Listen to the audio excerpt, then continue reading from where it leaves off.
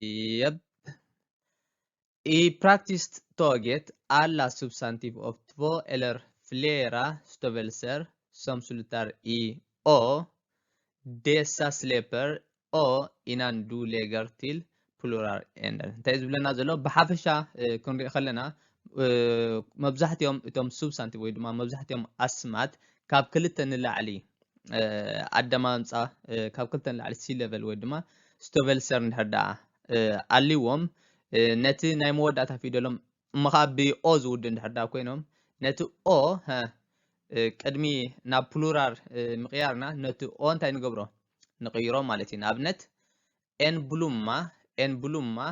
ብኦ ቮካል ኦ ወዲኣ ኣላ ብድሕሪኡ ነዛ ኦ ቀይርና ኣሊና ነዚኣ እንታይ ወሰና ኣላ ኦ ኣር ሽዑ እንታይ ኮይና ትቮ ብሉሙር ኤን ብሉሙር ካልእ ኤን መኒኻ ብኦ ቮካል ወዲኣ ኣላ ነዛ ኦ ታቦርት ጌርና ንዓልያ ማለት እዩ እንታይ ወስኸና ኣላ ኦኣር መኒኹር ትቮ መኒኹር ስለዚ መብዛሕትኦም ሱብስታንቲቭ ወይ ድማ ኣስማት ካብ ክልተ ንላዕሊ C level ወይ ድማ ስቶቨልሰር ኣደማምፃ ማለት እዩ ካብ ክልተ ንላዕሊ ኣደማምፃ ዘለዎም እዚኦም እቲ ናቶም እምኻ እቲ ናይ መወዳእታ ፊደል ናቶም ብኦ ዝውድእ እንድሕር ደኣ ኮይኑ ነቲ ኦ ኣሊና ቅድሚ ናብ ፕሉራል ምቕያሩ ነቲ ኦ ንኣልዮ ብድሕሪ እንታይ ንውስኸሉ ኦኣር ወስያና ፕሉራል ንቕይሮ ማለት እዩ ፕሉራል ቤስቴምር ንቕይሮ ማለት እዩ ካልእ ፕሉራል ኦኣር ጌርና ነባዝሖም ከኣለውና ሓቂሎ dessa omfattar endast en ord substantiv ሕጂ ኣብዚ ብዛዕባ እንታይ ንዛረበልና ብዛዕባ en ord ጥራይ ኣብዚኣ ዝሕግዝ እያ ንen ord ጥራይ ተገልግለልና ማለት እዩ de flesta enstoviga substantiv som slutar i en konsonant ኣብዚ መብዛሕትኡ እዚ ከዓኒ ኣብቶም ሓደ ዓይነት ኣዳምፃ ጥራይ ዘለዎም ኮርት ኣዝዩ ሓፂር C level ሓደ C level ጥራይ ዘለዎም እምኻ ብኮንሶናንት ዝውድእ እንድሕር ደኣ ኮይኖም en ord ኮይኖም ሓፂር ኣዳምፃ ዘለዎም ኮርት ስቶቨልሰር እንድሕር ደኣ ሃልዮም ሓፂር ወይ ድማ ኤን ኣዳምፃ ሓደ ኣዳምፃ እንድሕር ደኣ ሃልዮም እምኻ ብኮንሶናንት ዝውድእ እንድሕር ደኣ ኮይኖም እንታይ ንውስኸሎም ክባዝሑ ከለው ኦኣር ንኣብነት ኤን ኦር ድዩ እንደገና ብዴ ኮንሶናንት ወዲኡ ኣሎ ማለት እዩ ስለዚ ኤን ሁንድ ሓደ C level ዘሎ ሁንድ ኮርትያ ሁንድ ሓንቲ ዓይነት ኣዳምፅያ ዘላ ሁንድ ስለዚ እንታይ ወስኽና ኣላ ኦኣር ወስኽና ሁንዳር ኦኣር ወስኽና ናብ ፕሉራል ቀየርናያ ማለት እዩ ኣርም ሓደ ዓይነት C level እዩ ደሎ ወይ ድማ ሓደ ዓይነት ኤንስቶቪጋ ሱብስታንቲቭ እዩ ኣርም ኦኣር ወስኽና ትቮ ኣርማር Några enstoviga substantiv som slutar i en vokal ገለ enstoviga ማለት ሓደ ኮርት level ወይ ድማ ሓደ ዓይነት ኣዳምፃ ሓፂር ኣዳምፃ ዘለዎም እምኻ ብቮካል ዝውድእ እንድሕር ደኣ ኮይኖም ንኣብነት ኤንኾ እዚኣ ዝነበረት ናብ ምንታይ ቀርናያ ኦኣር ወሲኽና ኣላ ማለት እዩ ኦኣር ወሲኽና ኤንኾ ዝነበረት ከም ዘላታ ኤንኾ ኮይና ግን እንታይ ወስኽና ኣላ ኦኣር ወስኽና ኾዋር ወይ ከዓ ኹዋር ትቮ ኤንኦ እንታይ ወስኽና ኣላ ኦኣር ወስኽና ትቮ ኦኣር ስለዚ እንታይ ዝብለና ዘሎ ኖግራ ኤንስቶቪጋ ሱብስታንቲቭ som slutar i en vokal ሓደ ኮርት ኣዳምፃ ዘለዎም እምኻ ብቮካል ዝውድእ እንድሕር ደኣ ኮይኖም እውን እንታይ ንውስኸሎምና እንታይ ወሲኽና ነባዝሖም ኦኣር ወሲኽና ናብ ፕሉራል ንቕይሮም ወይ ድማ ነባዝሖም ማለት እዩ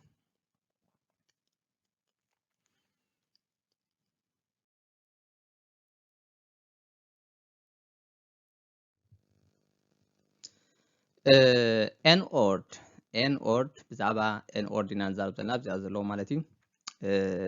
substantiv som slutar i ostressad A manta bort A inandu läger till plural ändelsen ሕጂ ተአይብ ዝለና ደሎ n ord n ord ዝጅምር substantive እንድሕዳ ኮይኑ እመኻ ብኡስትሬሳት ማለት ብፀቂጥካ ዘይድመፅ ወይ ድማ ፀቂጥካ ዘይንበብ a vocal a vocal ዝውድ እንድሕዳ ኮይኑ ነቲ a አሊና ቅድሚ ናብ ፕሉራል ምቕያርና ንዑ ንዓልዮ a አሊና እንታይ ንውስኸሉ or ንውስኸሉ or ንውስኸሉ ንኣብነት en poike ብምንታይ ወዲ ኣላ a ኡስትሬሳት vocal ማለት እዩ a ወዲ ኣላ ድሕሪ ነዚ a ታቦርት ጌርና አሊና or ንውስኸላ ማለት እዩ or ወስኸና en poike ሓደ ወዲ ዝነበረ ትቮ ወይ ከዓ ካብ ክልተ ንላዕሊ ፖይካር ትቮ ፍሌራ ፖይካር ማለት እዩ አባዚሕናዮ ማለት እዩ ካልእ ሞንጋ substantive som slutar på n eller ing ing ኢልና ንፅውዖ in English på n eller ing ዝውድ እንድሓዳእ ኮይኑ እንታይ ንውስኸሉ or ወስኽና ነባዝሖ ዝውን ንኣብነት en ovning två ovningar en tävling två tävlingar እንታይ ወስኽናሎም ብምልኦም እዚኦም ሕጂ ሞንጋ መብዛሕትኦም እቶም ብn eller ing ዝውዱ እንድሕዳእ ኮይኖም እንታይ ጥራይ ንውስኸሎም or ወስኽና ናብ ፕሉራል ፎርም ንቕይሮም ማለት እዩ ካልእ ፕሉራል ፎርመር ሞንጋ substantive som slutar i ostressade n l ማለት an al ar ዝውድ እንድሕዳእ ኮይኖም ኦስትሬሳደ እዚኦም ዘይ ፀቂጥካ ዘይድመፁ ወይ ድማ ፀቂጥካ ዘይንበቡ በዚኦም ዝውድ እንድሕዳእ ኮይኖም በዞም an al ar ዝውድ እንድሕዳእ ኮይኖም dessa släpper a för den sista stavelsen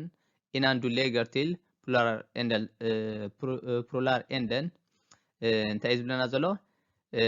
ቅድሚ ፕሉራል ምውሳኽና እንታይ ንገብራልና ነቲ a ንኣልዮ ማለት እዩ ነቲ a ንኣልዮ ንኣብነት en fogel ነቲ a ኣሊና እንታይ ወስኽናሉ or foglar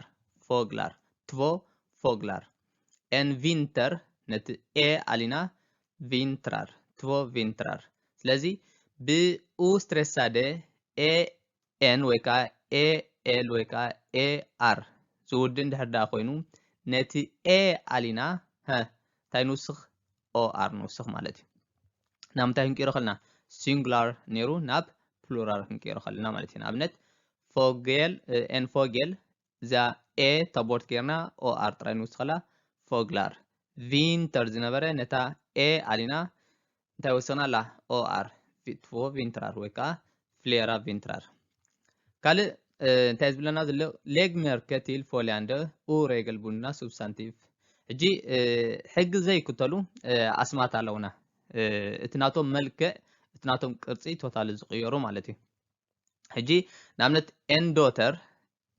daughter እንታይ ንውስኽ or ንውስኽ ግን እንታይ ንገብር ነዛ ዝነበረት ናብ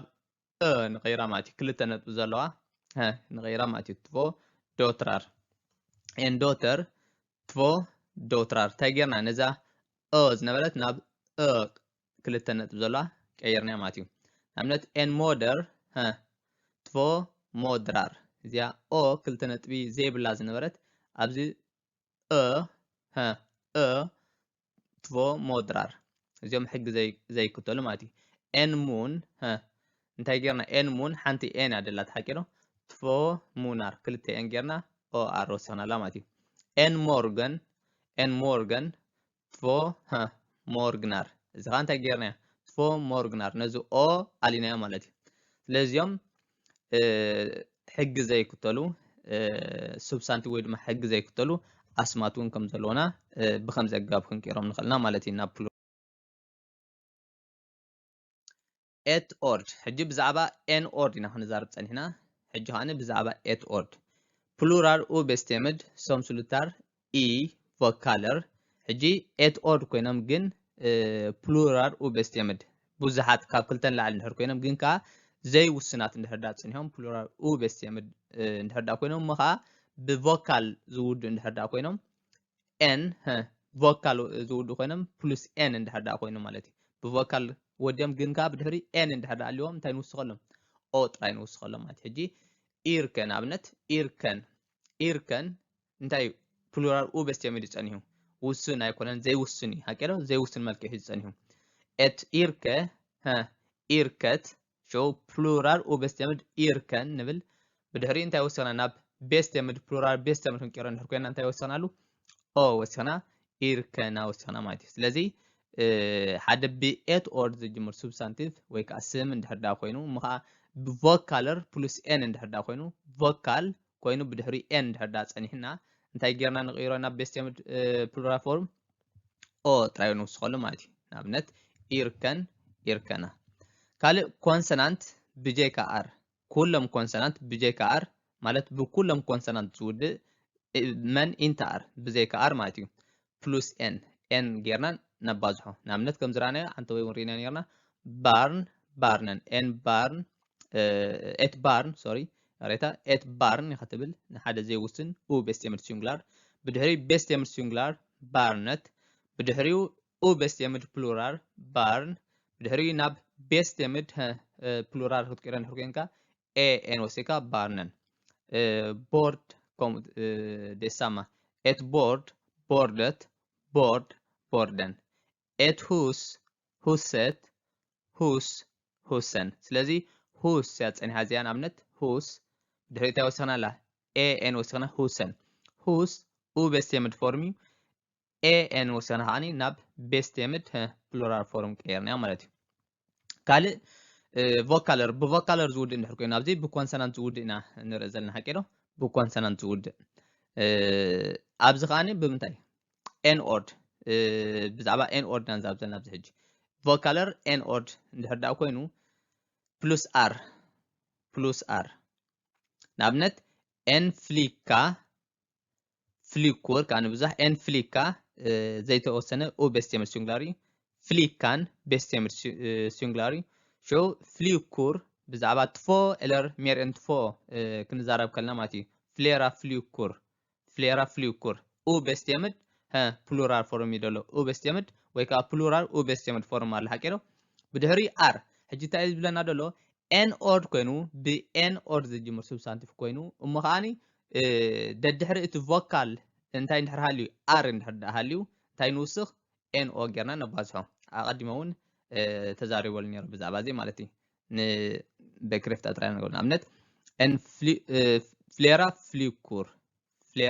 ፍሊኩር ናድብል ሕጂ እቲ ቮካል ናትና ኦ ኣለና ኣብዚ ብድሕሪ ደድሕሪ እንታይ ኣሎ አር ቮካል ፕሉስ አር እንድሕር ዳ ኮይኑ ቮካል ደድሕሪኻ አር እንድሕር ሃልዩ እንታይ ንውስኸሉ ጥራይ ኤን ኦ ጥራይ ንውስኸሉ ኤን ኦ ሰና ናብ ቤስት የምድ ፕሉራል ፎርም ንቕይሮ ማለት እዩ እዚ ኦ ቤስት የምድ ፕሉራል ፎርም ፍሊኩር ብድሕሪ ፍሊኮርና ቀይርና ናብ ፕሉራል ቤስት የምድ ፎርም አርማር ኤን ኦ ወሲኽና እንታይ ጌርናዮ ቤስት የምድ ፕሉራል ፎርም ቀይርናዮ አርማርና ፊልመር ኤን ኦ ወሲኽና ናብ እንታይ ቀይርናዮ ናብ ቤስት የምድ ፕሉራል ፎርም ቀይርናዮ ፊልመር ኦ ቤስት የምድ እዩ ናው ተወሲኽናሉ ፊልመርና እንድሕር ኮይኑ ከዓ እንታይ ኮይኑ ፕሉራል ቤስት የምድ ፎርም ተቐይሩሎ ማለት እዩ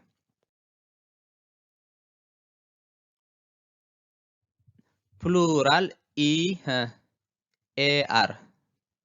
plural EAR dessa omfattar både en och ett ord substantiv እዚ እንታይ ዝብለና ዘሎ ብኤአር ጌርና ክነባዝሕ ምድሕር ኮይና እዚ ንኤት ኦርድ ኤት ፆታ ዘለዎም ኣስማትን ኤን ኦርድ substantive ንክልቲኦም ኤን ኦርድ substantive ኦክ ኤት ኦርድ substantive ንክልቲኦም ዘጠቃልል ብኤአር ክነባዝሕ ምድሕር ዳ ኮይና ኢኖግራ ኤንስቶቪጋ ማለት ሲንግል ሲለበል ደሎም ሲንግል ሲለበል ሓደ ኣዳምፃ ሓፂር ኣዳምፃ ብሓንቲ ጥራይ ነድምፆም ማለት እዩ ኤን ኦርድ substantive ሰምስሉታር ኤን ኮንሶናንት ሕጂ ከም ዝብለኩም ፀንሑ ሓፂር ብሓፂር ነድምፆም ሓፂር ኣዳምፃ ደሎም ሓደ ማለት እዩ ሓደ ኣዳምፃ ደሎም እምኻ ብኮንሶናንት ዝውድ እንድሕር ዳ ኮይኖም ኤን ኦርድ ኢና ንዛረብ ዘለና ሕጂ እንታይ ንውስኸሎም ኤአር ጥራይ ንውስኸሎም ንኣብነት ኤን ፓርክ ሓፂር ሓንቲ ሲለበል እዩ ደሎ ኤንስቶቪጋ ستوفلسر يدلوا نعملت بارك أيتوصلنا بارك نعمل حجي تي أدام سخمة تي انستوفيغا ويدما سينجل سيلابل نبدلنا نعملت سوبسانتيف كندي دلوا سوبسانتيف سلسته سيلابل يدلوا سوبسانتيف سلسته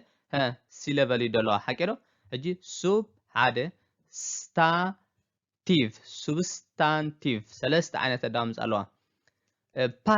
بارك جن حتصري حنت عينة دامز بارك حنت عينة أدامز أزغان تماتيو سينجل سيلابل ويدما انستوفيغا ستوفلسر إلنا نتسوا مالتي سلازي سينجل سيلابل ويدما انستوفيغا نحدا كوينو ان اورد مخا بكونسونانت ود نحدا كوينو اي ار نوسخلو ان باركر تفو باركر الر فليرا باركر ان فاري تفو فارير قال مونغا سبستانتيف اوف بودا خونن ميد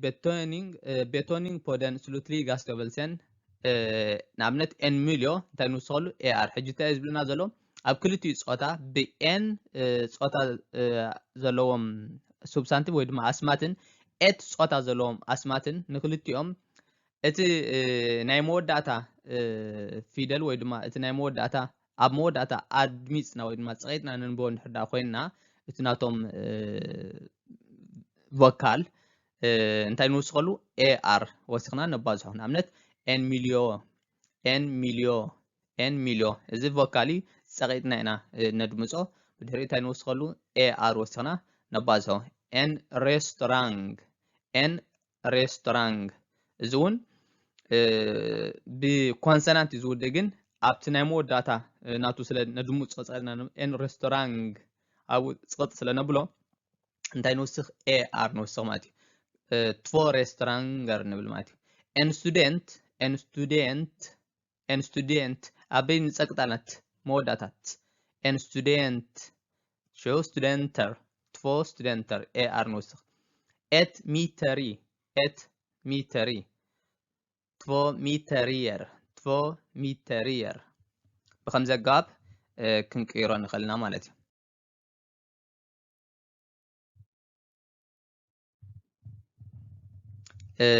ett antal substantiv som ändrar sin روت حجي أقدم نورينا نيرنا بحده نامنت اندوتر دوترار زبل تناتم روت فوكال تناتم زنبر فوكال أمو داتا كباز حلو خمس غيرنا نيرنا حكيرو ساما سوكهار او نيرو ناب متى تغير له ناب اي كلتنا تبدلو اي كيرنا نامنت ان هاند كنا باز حقلنا إذا او زنبرت تام ناي مجمرتا او زنبرت ناب ايك ايرنا انتي نوصلو اي ار نوصلو شو انت يخون تفو هندرنا تفو هندر انت هندرنا تلنا بيستمد كيرنا لنا بيستمد بلورال كيرانا جنابزي نامتنا نغيرو دلنا زلنا ناب او بيستمد سينجلار فورم نجي او نيرو اندحدا اوزو اندحدا خوين اتناتو فوكال نامتاي نغيرو ناب ايك ايرنا تاي نوسخلو اي ار نامنت ان هاند تفو هندرنا ابزي او نيرو نامتاي كيرنا ناب ايك ايرنا قال ان تاند تاند ابزي او نيرو نامتاي كيرنا ناب ايك ايرنا تاي وصلنالو اي ار تندر ان تاند تندر ان ستراند två stränder to ozna bara nab en غيره stränder ett land نزي ozna bara nab ekna två länder en stad två städer ስለዚህ ከምዚ ጌርና ኦ ዝነበረ ናብ እንታይ ክንቀይሮ ንኽእልና ናብ እንታይ ቀይርና ነባዝሖ ናብ ኤ يب يردعكم كهلو تسفى يقبر دقاقيمكم نزا فيديو ستوبنا قبركم كترد وافتنو يس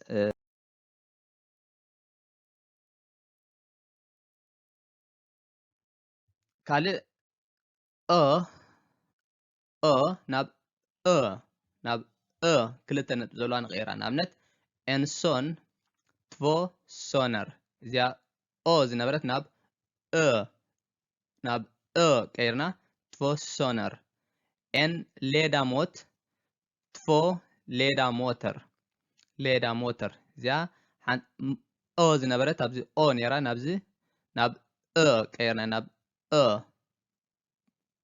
ሌዳ ሞተር ካልእ ቮካል ፎር ኮርትኒንግ ንኣብነት ኤን ፉት ትቮ ፎተር ኤን ቡክ ትቮ ቡከር ኤን ሩት ትቮ ሩተር እዚ ብምሉእ ናብ እንታይ ቀይርና እዚ ዝነበረ ናብ ቀይርና ማለት እዩ ካልእ ፕሉራልስ ኢን አር ብአር ከዓ ክነባዝሕ ንኽእልና ማለት እዩ አር ጥራይ ወሲኽና ነባዝሖም ደሳ ቤስቶር ቲል ስቶርሽታደለን ኦፍ ኤን ኦር ሱብስታንቲቭ እዚኦም መብዛሕትኡ ግዜ ብአር ጥራይ ወሲኽና ነባዝሖ ብኤን ኦር ዝጅመር እንድሕር ዳኣ ኮይኑ እቲ ሱብስታንቲቭ ማለት እዩ ኤን ኦር እንድሕር ዳኣ ኮይኑ ወይ ድማ ኤን ፆታ እንድሕር ዳኣ ሃልይዎ እቲ ሱብስታንቲቭ እሞ ከዓኒ ናብ ብአር ጥራይ ክነባዝሕ እንድሕር ዳኣ ኮይና እንታይ ክኾን ኣለዎ ኤን ኦር ክኾን ኣለዎ ኤን ኦር ሱብስታንቲቭ ክኾን ኣለዎ ብአር ጥራይ ክባዛሕ እንድሕር ዳኣ ኮይኑ እዚኦም ንኣብነት በዓል መን እዮም ሓደ ሱብስታንቲቭ ብቮካል ኤ ኢኤ ይኤ ኤልሴ አሬ ዝውድኡ እንድሕር ዳኣ ኮይኖም በዚኦም ከንብቦም ዝፀናሕኩ ዝውድእ እንድሕር ዳኣ ኮይኑ እቲ ሱብስታንቲቭ ናብ እንታይ ንውስኸሉ ጥራይ ክባዛሕ ከሎ አር ጥራይ ንኣብነት ኤን ሊኒየር ኤን ባከልሴር ኤት ፈንገልሰር ኤን ቢብሊዮቴካርየር ነባዝሖም ማለት እዩ ብከምዚ ኣገባብ ክነባዝሖ ንኽእልና ኣይ ሆፕ ርዱእ ክኸውን ተስፋ ይገብር ኣብ ዝቕፅል ብካልእ ትሕዝቶ ወይ ድማ ብካልእ መደብ ስጋብ ንራኸብ ይቐነለይ ጠጥዕሙ ቻው